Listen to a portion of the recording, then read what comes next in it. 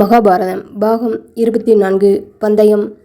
திருதராஷ்டிரன் கட்டளைப்படி விதுரன் இந்திரபிரஸ்த நகரத்துக்கு சென்று யுதிஷ்டனை கண்டான். ஏன் சந்தோஷமற்ற முகத்தோடு வருகிறேன்? ஹஸ்தினாபுரத்தில் எல்லோரும் சுகமா? அரசனும் ராஜகுமாரர்களும் நன்றாயிருக்கிறார்களா? நகரத்து பிரஜைகளின் நடத்தை சரியாக இருக்கிறதா என்று விதுரனை கண்டதும் கவலையோடு யுதிஷ்டன் கேட்டான்.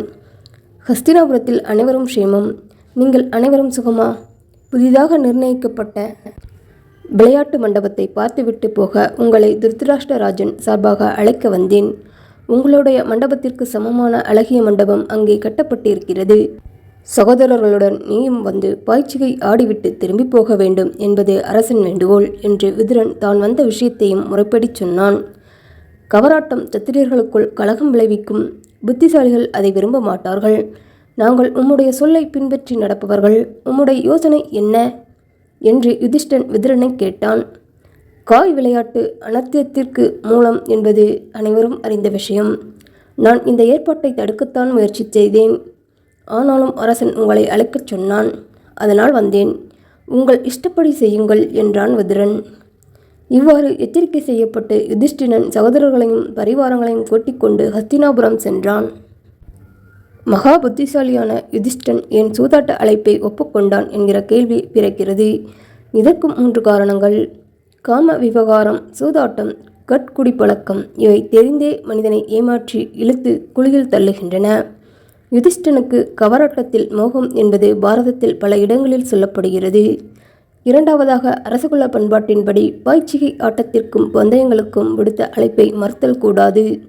இவை இரண்டுமின்றி குலநாசத்திற்கு காரணமாக கலகம் வரும் என்று வியாசர் சொல்லியிருந்தபடியால் திருதராஷ்டிரனுடைய பேச்சை அவமதித்து கோபத்திற்கு இடம் கொடுக்கக்கூடாது என்பது யுதிஷ்டனுடைய எண்ணம்.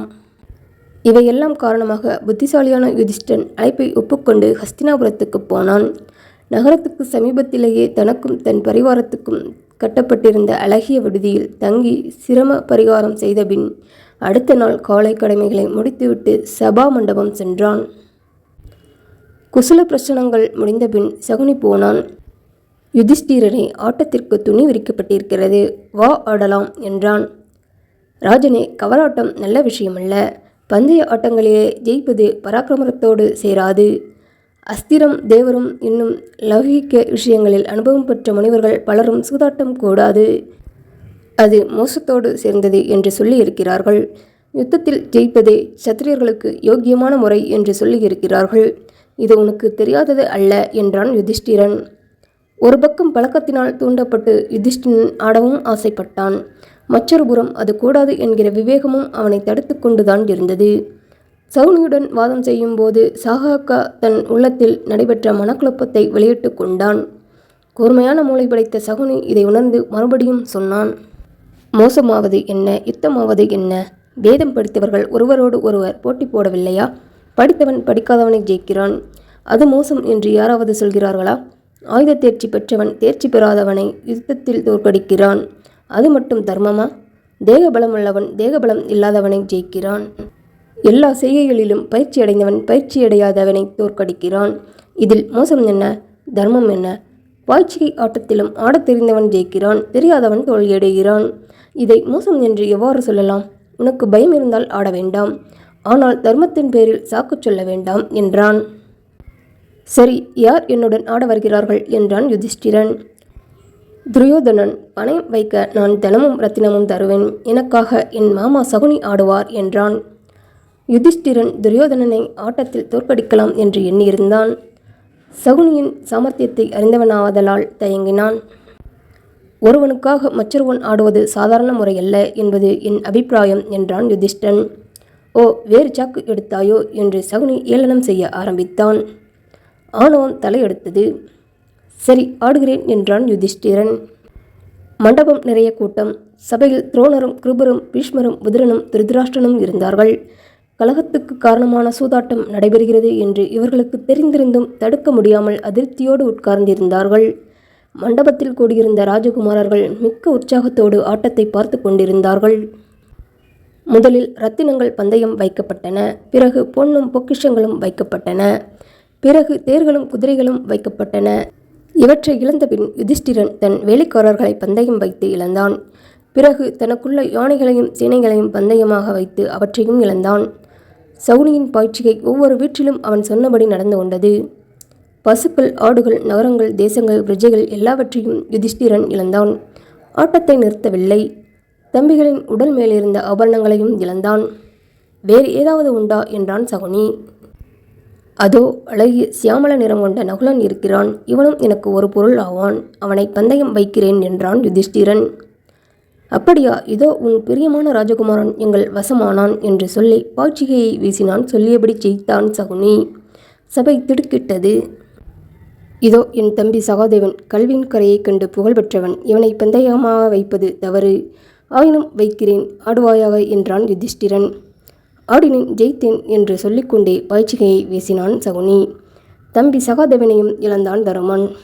ஒருவேளை இத்துடன் யுதிஷ்டிரன் ஆட்டத்தை நிறுத்தி விடுவானோ என்று அந்த தூராத்மா சகுனி, உன் மதிப்பில் பீமனும் அர்ஜுனனும் மாத்திரி புத்திரிகளை விட விலை அதிகம் போலும்.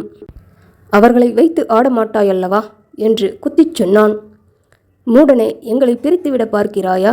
அதர்மத்தில் வாழ்பவனாகிய உனக்கு எங்களுக்குள் இருக்கும் தர்ம நிலை எங்கே தெரியப் போகிறது என்று கூறி யுதிஷ்டிரன், யுத்தத்தில் எங்களை கரை சேர்க்கும் நாவாயை போன்றவன், ஒப்பற்ற பராக்கிரமம் படைத்தவன், எப்போதும் வெற்றிக்கு ஸ்தானமானவன்.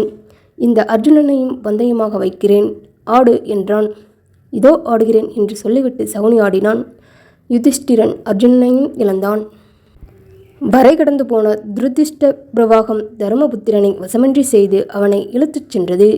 கண்களில் நீர் கலங்க, அரசனே, யுத்தத்தில் எங்களுக்கு தலைவன், அரசர்களுக்கு பயத்தை தரும் வஜ்ராயுதம் எடுத்த இந்திரனை போன்றவனை அவமதிப்பை ஒருபோதும் பெறாதவன், உலகத்தில் இவனுக்கு சமமான தேகவன்மை படைத்தவன் எவனும் இல்லை. இந்த பீமனை பந்தயமாக வைக்கிறேன் என்று சொல்லி வாயுபுத்திரனையும் பந்தயமாக வைத்து ஆடினான். மறுபடியும் யுதிஷ்டன் தோற்றான். இன்னும் ஏதாவது பொருள் உண்டா என்றான் சகுனி. ஆம், இருக்கிறது. இதோ நீ ஜெயித்தாயானால் நானும் உனக்கு அடிமையாக இருப்பேன் என்றான் தர்மபுத்திரன். இதோ ஜெயித்தேன் என்று சகுனி சொல்லி கொண்டே ஆடி ஜெயித்தும் விட்டான்.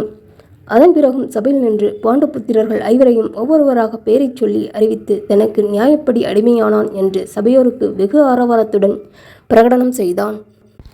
அவ்வாறு சபையோரை கலங்கச் செய்த பின் சகுனி யுதிஷ்டிரனை பார்த்து, நீ இழக்காத பொருள் ஒன்று இன்னும் இருக்கிறது. அதை பந்தயம் வைத்து மறுபடியும் உன்னை நீ மீட்டுக்கொள்ளலாம். மனைவி பாஞ்சாலியை பணயமாக வைத்து ஏன் ஆடலாகாது என்றான்.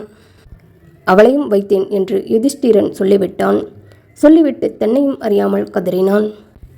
சபையில் விருத்தர்கள் இருந்த பக்கத்தில் சப்தம் கிளம்பிச்சு. அதற்குள் மேல் சீச்சி என்று எல்லா பக்கத்திலும் பெரும் கலகம் உண்டாயிற்று. சிலர் கண்ணீர் விட்டார்கள். சிலருடைய உடலில் வேர்வை கொட்டியது. துரியோதனனும் அவன் தம்பிகளும் கர்ணனும் சந்தோஷ ஆரவாரம் செய்தார்கள். துருதராஷ்டிரன் மகன் யுயுத்தர்ஷி என்பவன் மட்டும் தலைகுனிந்து பெருமூற்று விட்டான். சகுனியும் காய்களை வீசி ஜெயித்தேன் பாருங்கள் என்றான்.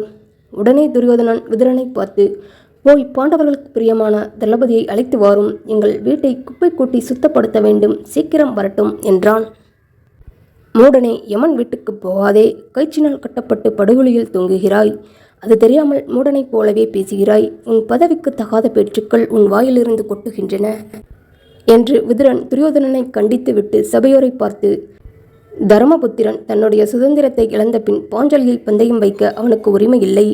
கௌரவர்களின் முடிவு நெருங்கிவிட்டது. நண்பருடைய சொற்களை மதிக்காமல் துருதராஷ்டிரன் புத்திரர்கள் நரகத்துக்கு வழி தேடிக் கொள்கிறார் என்றான்.